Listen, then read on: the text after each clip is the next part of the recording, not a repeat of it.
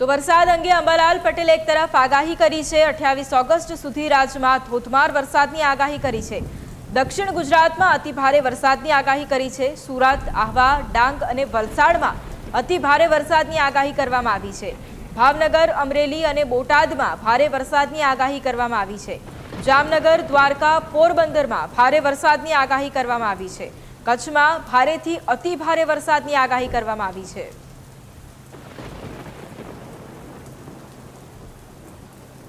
દક્ષિણ ગુજરાતમાં ભારેથી અતિ ભારે વરસાદ થવાની શક્યતા રહેશે। અમરેલી, બોટાદ વગેરે ભાગોમાં વરસાદ થવાની શક્યતા રહેશે। જૂનાગઢ અને વેરાવળના ભાગોમાં પણ ભારે વરસાદ થવાની શક્યતા રહેશે। દ્વારકા, પોરબંદરના ભાગોમાં વરસાદ થવાની શક્યતા રહેશે। અને લગભગ આ સપ્તાહ દરમિયાન જામનગરના કેટલાક ભાગોમાં ભારેથી ભારે વરસાદ થવાની શક્યતા રહેશે। ઉપરાંત કચ્છના કેટલાક ભાગોમાં ભારેથી અતિ ભારે વરસાદ થવાની શક્યતા રહેશે। પણ ઉલ્લેખનીય છે કે મધ્ય ગુજરાતના ભાગોમાં પણ ભારેથી અતિ ભારે વરસાદ થવાની શક્યતા રહેશે। ઉપરાંત પંચમહાલના ભાગોમાં ભારેથી અતિ ભારે વરસાદ થવાની શક્યતા રહેશે। અને સાબરકાંઠાના ભાગોમાં પણ કેટલાક ભાગોમાં ભારે વરસાદ થવાની શક્યતા રહેશે।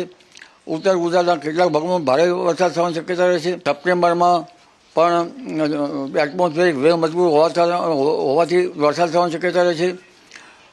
ગણેશ ચતુર્થીના દિવસે ભાદરવી પૂનમ પર વરસાદ થવાની શક્યતા રહેશે। 23 સપ્ટેમ્બર પછી પણ ભારે વરસાદ થવાની શક્યતા રહેશે। લગભગ ઓક્ટોબરના પ્રથમ સપ્તાહમાં પણ વરસાદ થવાની શક્યતા રહેશે। હવામાનની નોંધ પ્રમાણે કદાચ સપ્ટેમ્બરમાં ચોમાસું વિદાય લઈ શકે, પરંતુ આમ છતાં ઓક્ટોબરના પ્રથમ સપ્તાહમાં ચોમાસું વિદાય લઈ શકે એવું પણ બની શકે। ગણેશ ચતુર્થીની આસપાસ વરસાદ થવાની શક્યતા રહેશે। અનંત ચતુર્થીની આસપાસ પણ વરસાદ ઝાપટા પડવાની શક્યતા રહેશે। પૂનમ આસપાસ પણ વરસાદ ઝાપટા પડવાની શક્યતા રહેશે। અંબાજી, દાતારના ભાગોમાં અને ખેડ બ્રહ્માના ભાગોમાં પણ વરસાદી ઝાપટા પડવાની શક્યતા રહેશે।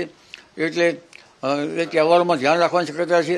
પરંતુ આ જન્માષ્ટમીનો તહેવાર આવે છે, તેમાં પણ જનધનની વરસાદથી ધ્યાન રાખવું ઈષ્ટ રહેશે।